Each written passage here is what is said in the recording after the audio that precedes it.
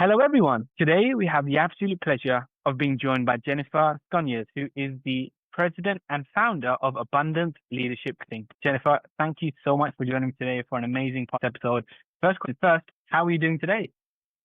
Well, I'm doing well. It's fall, kind of fall here. I'm in the central part of the United States, and so we're getting the cooler weather. Kids are coming back to school. So, it's a transitional period, but yeah, enjoying things. Good stuff. Good stuff. So, really excited to have you on the podcast. And I think the best place to start would be the very beginning, right? Understanding your journey, what that looked like. How did you even get into entrepreneurship?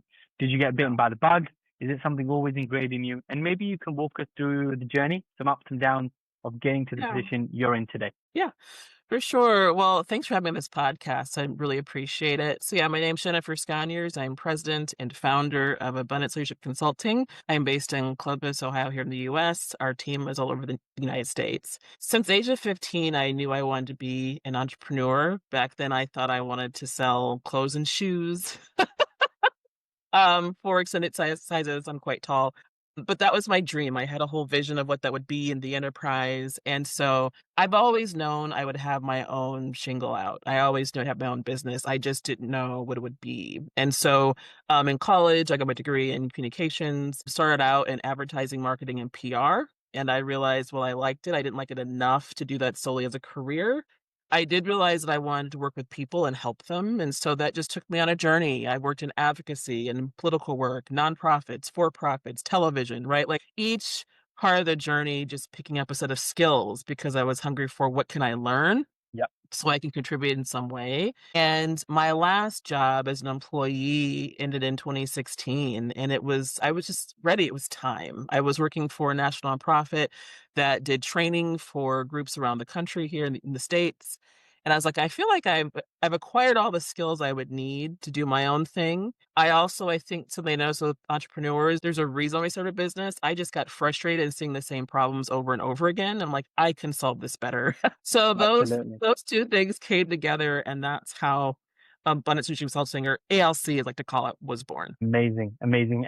I'm sure the journey has been some ups and downs and such an amazing Yeah, experience. But yeah. what do you kind of look back on as being a highlight of the journey, right? And what do you look back on as perhaps being a really pivotal point of the journey that you're glad you kept going, didn't give up because it kind of led to you being where you are? What does that look like with the two sides of the coin? Well, I think it's an all-in-one for me. When I started my business, I didn't know what I was doing, and there was just so much to learn. It was kind of like graduate school or master class in entrepreneurship. I have entrepreneurs in my family, but I didn't know their struggles, right? So Yeah, my grandfather had a TV repair business for 50 years, but I never went into a shop. It was like a separate part of his life. So I didn't yeah. learn what it took for him to start that business. My great-grandfather, William, actually had a moonshine business back in Prohibition. Yeah, was very successful at it, but he was long gone before I was born, so couldn't talk to him. So yeah, I really didn't know what the struggle or the journey was. I would see the victories, if you will. I would see when people were like the good years, Yeah,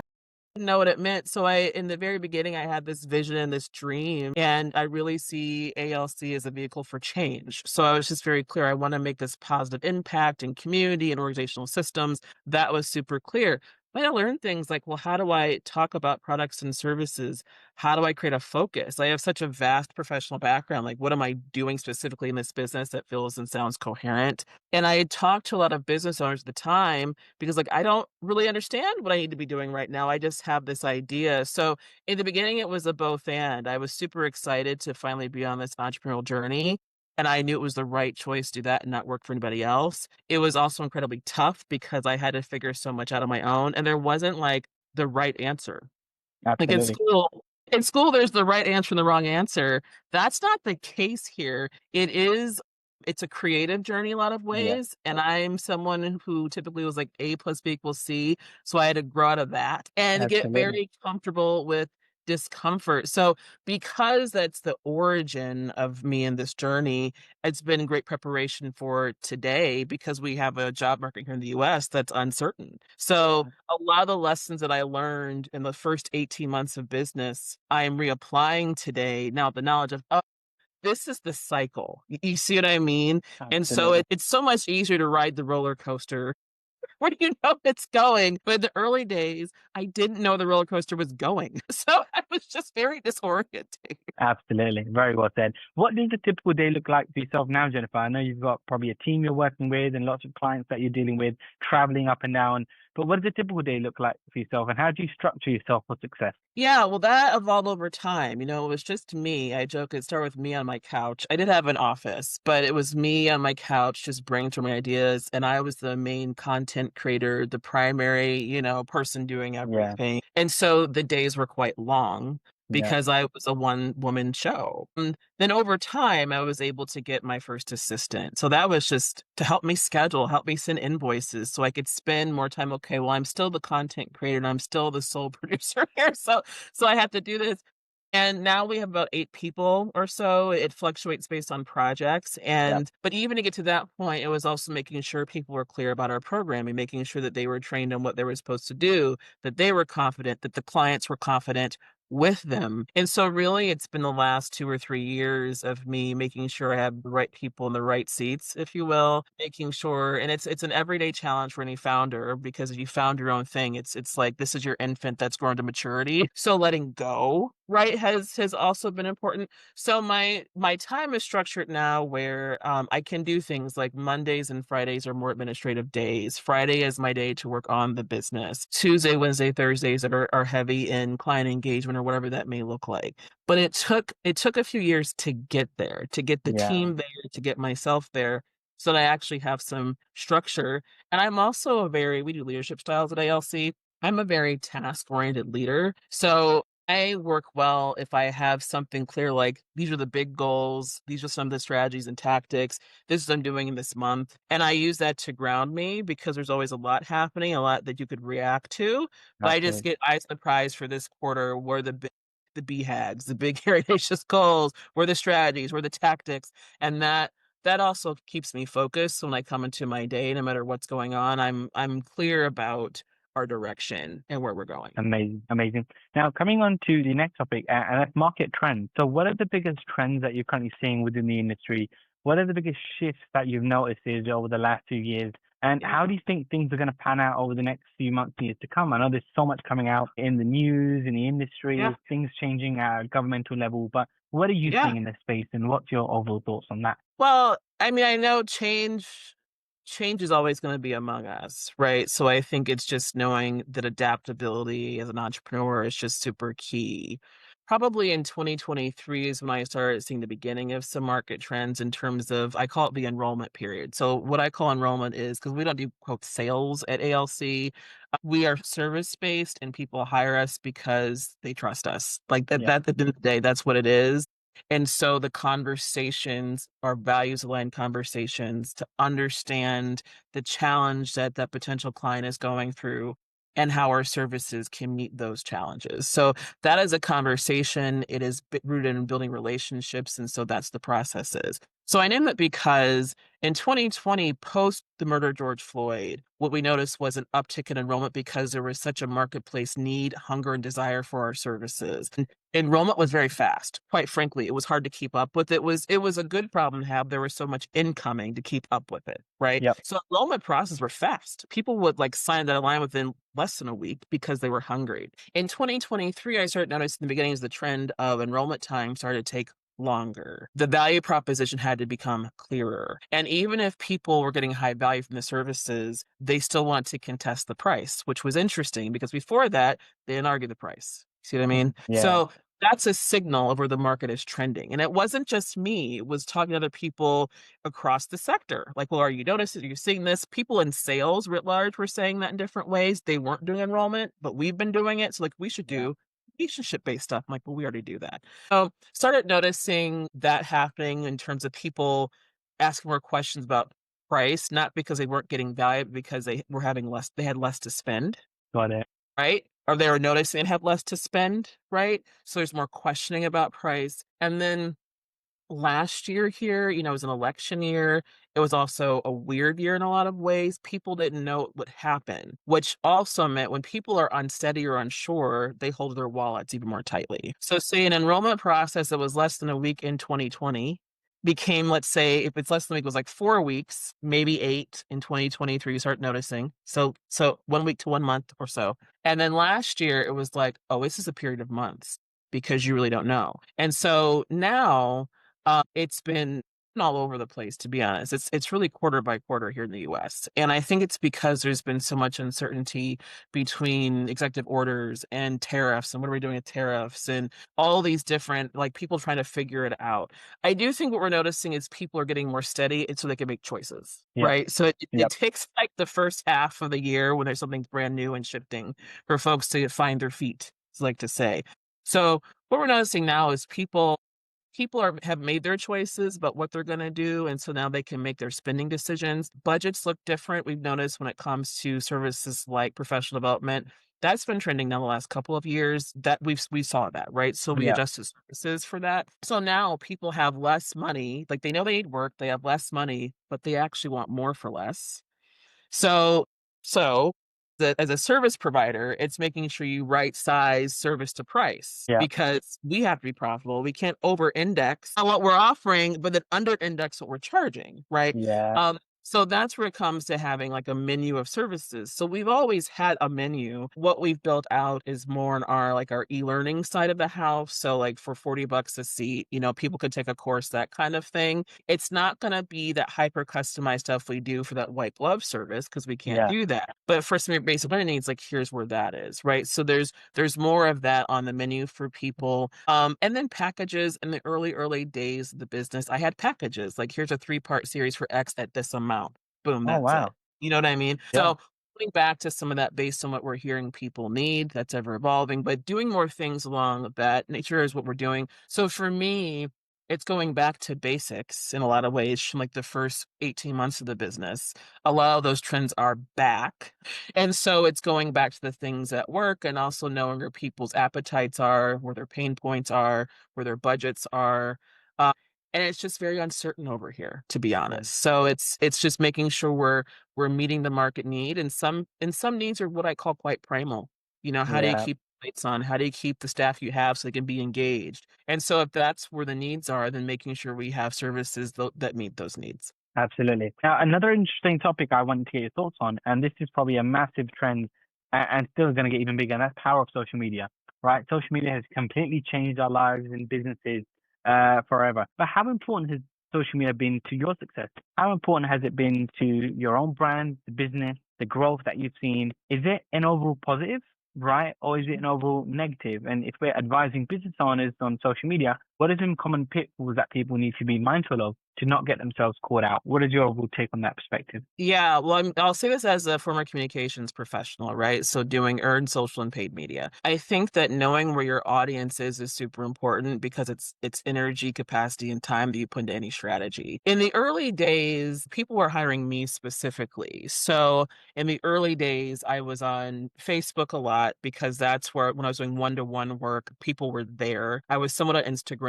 built that out during 2020. Again, they're looking at me. And so we were able to get clients that way. Be like, oh, Jennifer, she's doing the storytelling. I trust her. I like her. She understands. So we actually got contracts that way. And it was a way for me to showcase the work, especially when I was doing more community focused type things, the early days of business, trying things on. Facebook was great for that. Today, we're on LinkedIn only. And largely because that was a strategy, right? Like where are our customers? Who are they? They are hiring me, but we have a team now. They're hiring a business, right? And so when I thought through where are our current or prospective clients and what would be a space that made the most sense, and I said I'd only do one, really. I only have energy capacity for one to do it consistently. It was LinkedIn. And I've been on LinkedIn since 2007. So I, over time, acquired close to 3,000 followers without effort. It was just time, right? And they're all over the country. So it was like how to leverage that. I would say what I'm noticing is, and LinkedIn is changing. I think that all these platforms change. People are lamenting it's not what it used to be. I'm like, no, it's not, but no platform is. Yeah. So it is about consistency. It is about messaging. And so one of the comments I made, I went back to LinkedIn last year, maybe Q2, We had a campaign going, so I put some things on there for like a 6-week sprint just to see how that went. There was some levels of engagement. This year, I just made a choice really starting Q3 to be consistent. And that's where I chose, again, putting my marketing hat on, right? We have a podcast of our own called the ALC Changemakers Podcast.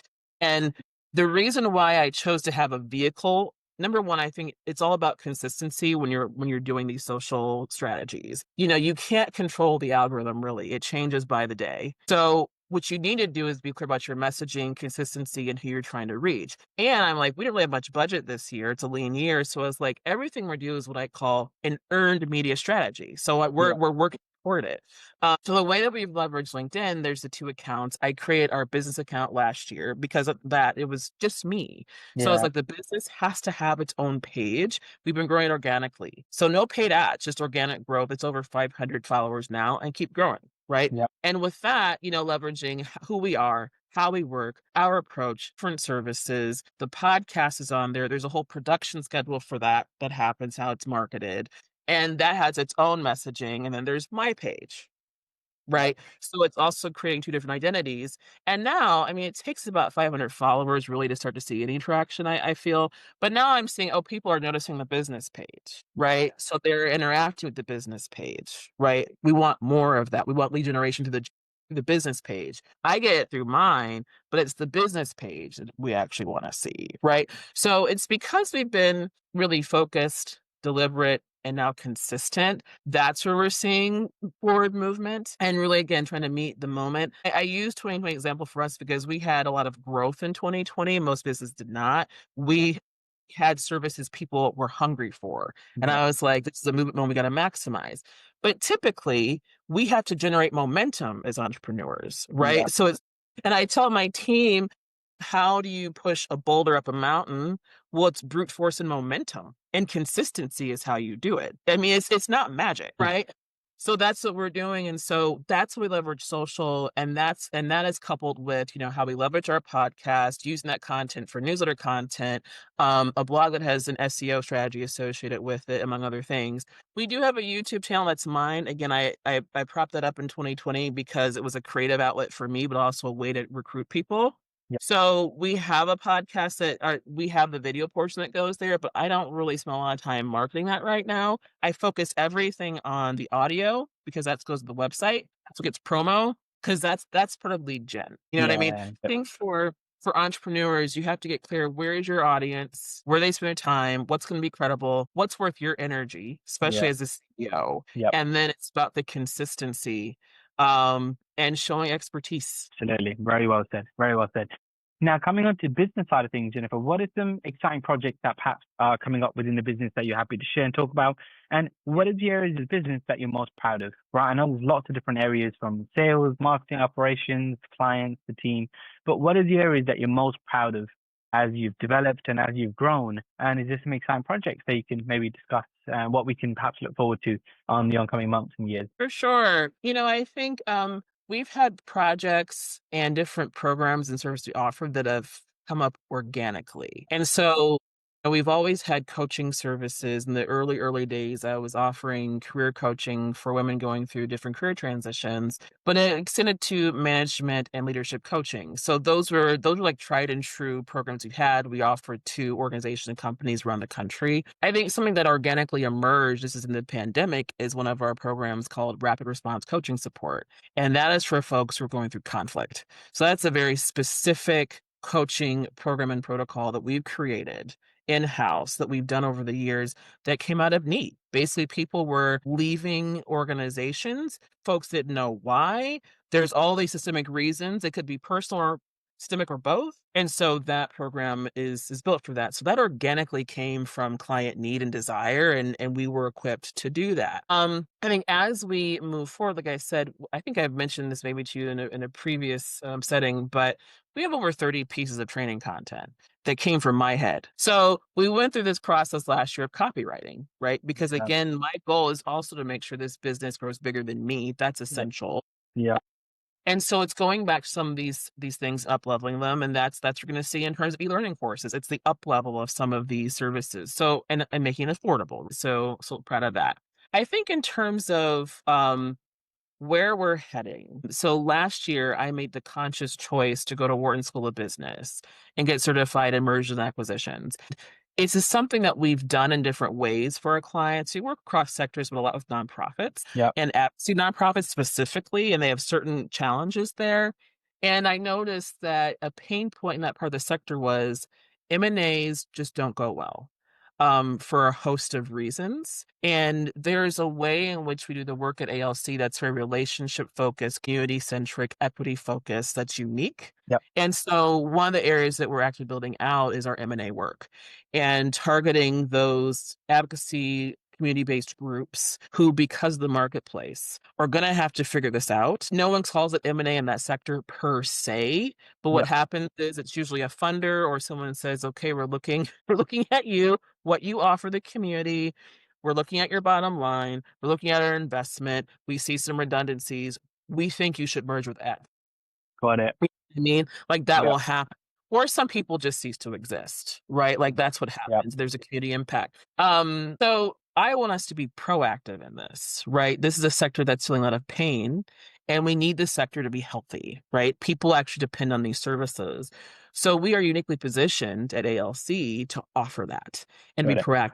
So that is part of our Q3, Q4 into 2026 strategy is to offer those services Amazing. and to bring our almost 10 years of approach, because we were the folk we got the call when people were in pain. That was Yeah. when we got the phone call, right? And so we understand what that is, and to use almost 10 years of experiences to give people what they need to transition properly, I think it's probably the best use of our energy and talents in this moment. Amazing. Now, I guess on the flip side, what are the biggest Yeah. challenges that you're currently having within the business? Some hurdles, some challenges, some obstacles within the business that you've perhaps been having for a little while Yeah. or, are coming up? And how are you kind of navigating that? And if somebody's listening in, they can relate, they can really take some advice and might help them out as well. Yeah. What would you say to that? I mean, I knew this year was going to be volatile. And even though I'm such a strategic planner for our clients and for myself, I believe in a good plan. It was also, I mean, I was like, we're going to go quarter by quarter because we just don't know the conditions. Candidly, it's been more like month by month because it's just been changing so frequently.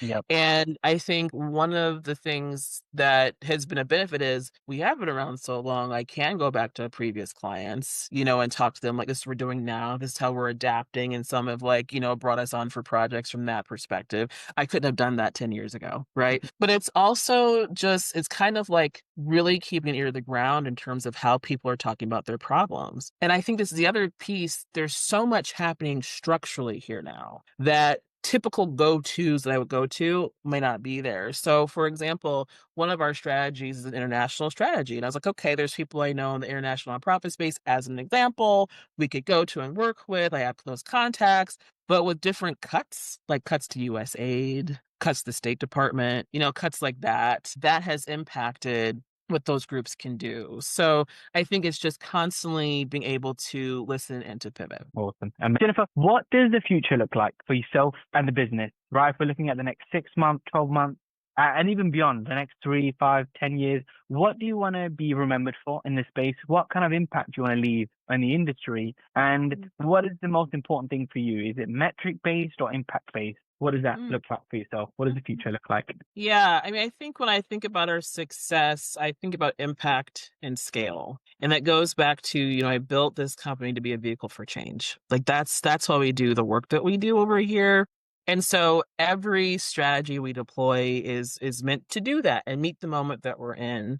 And so one of the strategies we're deploying is our spin on merger and acquisition strategies and doing that largely with nonprofits and advocacy nonprofits and supporting them as they're going through like a really grueling time, to be honest, in terms of funding and what's happening and impact. And so we want to use our skills from the last almost 10 years and put it to good use there to support them during this period of change. So that's one. Two, we're going to continue our e-learning. I think this is a way to give people what they need in a very affordable, approachable way. And so you'll see probably more e-learning products from us. Third is something I've been cooking for a while is a membership program. So supporting those Interesting. small business CEOs, nonprofit leaders and their leadership journeys to navigate this changing era that we're in. So those are three known strategies we're doing. And who knows what comes up organically based on what the clients need, right? So these are the known strategies. Amazing, amazing. To wrap up on, Jennifer, what is the biggest piece of advice that you've ever received from somebody? And it could be a family member. I know you have a family of entrepreneurs. It could be a colleague, a partner, mentor. It could be a friend even. What is the biggest piece of advice you've ever received in personal or business that has really, really helped you out? And if somebody listens, takes it in and takes action on, they could really see some big impact and changes in their business or in their life. What would you say to that? From the time I was a kid, I was really taught to live my passion and to be in my purpose. And so that has kind of been a guiding light for me this whole time. This business I've built is both passion and purpose. And so that has been a North Star through the thick and the thin, the highs and the lows of entrepreneurship. So that's number one. And I think number two, and I often tell this to people who want to be entrepreneurs or aren't quite sure, entrepreneurship is something you got to choose into every day. And you have to be really passionate about it. One of the litmus tests I gave myself was, would I rather work for someone else or is this the thing I want to do? And every time, like, no, this is it. No matter how hard, like, this is it. So I think that's something too, is getting really clear and like really choosing into it. And I also think living your purpose is just a North Star. It keeps you grounded. And that's what I've done with my business. And I'll continue to do that. Amazing. So, Jennifer, thank you so much for your time today in the podcast. I've really enjoyed myself and had an amazing conversation. And I'm sure everybody listening in has really enjoyed themselves. So, thank you so much for your time today. Is there any closing comments or final thoughts you might have for anybody listening? And how can people find you? How can people learn more? How can people get involved? And if anybody wants to reach out, how can they do that? For sure. You can find me on jennifersconyers.com. It has all of my information, the service we have, our podcast, blog, newsletter, all that is there at jennifersconyers.com. Awesome. Perfect. Jennifer, thank you once again for your time. And thanks to everyone who's tuned today. We'll catch everyone next time. Bye bye.